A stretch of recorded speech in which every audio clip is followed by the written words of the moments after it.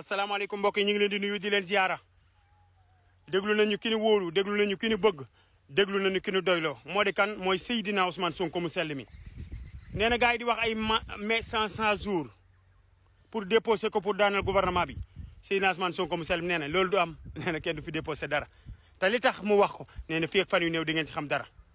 ki nga xamante ni bii bi muy yor nguur mënulaa daaneel bu demee ba la mu yoroon nga nungu ko delloo ko fa nga nekkoon def ko opposant nungu pouvoir bi su ne mën naa laa daaneel daa juum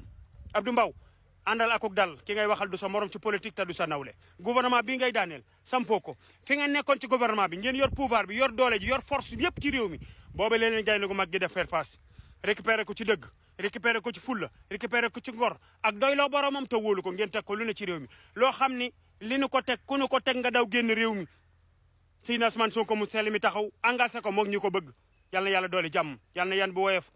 mu jiital Bassirou Diomaye Diakhar Faye président de la république tous les citoyens sénégalais ni ko doxalal ni sénégalais jox leen ko Bassirou ndax Bassirou ay Ousmane ay Bassirou waaye doxin wi mate ne ko jëf ji mate ne ko wax ji mate ne ko te dal na sunum xel te am nañ ci yaakaar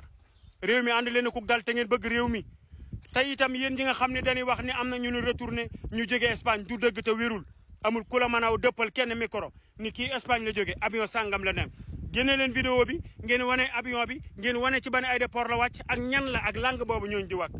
mënu leen a manigaase nit ñi mënu leen a jabale seen nit ñi Ousmane Sonko du tas yaakaaru sénégalais yi Bassirou Diomaye Faye du tas yaakaaru sénégalais yi sénégalais yi yaakaar projet bi gën leen a dëggal te ngeen focus rek te nekk ci lu waay gëm da nga koy nekk lu waay gëm da nga koy bëgg lu waay gëm da nga cay def yitte Bassirou Diomaye Diakhar Faye président de la république Seydina Ousmane Sonko mu sell mi jàmbaari fàkk tëdd ji gaynde gu mag gi borom barrière or bi cité kër góor gi ki engagé lépp te bàyyi ay bëgg-bëggam ngir réew mi jag ngeen toog assemblée nationale di saboté ngir lan ni da ngeen a bëgg a daaneel réew mi ngir lan ni da ngeen a bëgg a daaneel gouvernement bi tuuti ngeen ci fanu taxane fortaatuwu leen fa fanu dajalee matt ñimawu leen fa baali bi ne tatti ngeen yor lépp lan leen affronté ba récupérer li ngeen yoroon dolli ko ci lanu yoroon sunu doole gën a yokk an leen ko dara rek ñu waxtaani réew mi te bañ koo tàngal bu ngeen fi wootee leneen du leen jig te attanu leen ko alalu réew mi nag Seydina Ousmane nee na dina ko saytu dinañ ko récupérer dinañ ko delloo sénégalais yi li nu jëlanto moo mënu ko dinañ ko récupérer li génnoon ci biti tamu xam fi mu jaar sax daanu ko récupérer cey génne gu mag gi yal na la yàlla wattu yal na la yàlla aar yal na la yàlla sàmmal boppam yal na yàlla téyel la boppam yal na la yàlla taxawu ak mboolem ku la ko yéene ci barke alxuraanu karim gouvernement bi yàlla ci yàlla teg loxo li nu bëgg lépp mu am Sénégal ne ci gongo Sénégal gu mucc Sénégal gu mëyër yàlla mën na ko te yàlla na ko jaarale ci seen loxo ci barke alxuraanu karim ñi ngi sant sénégalais yi tey ñaan yal na yàlla barkeel suñu dund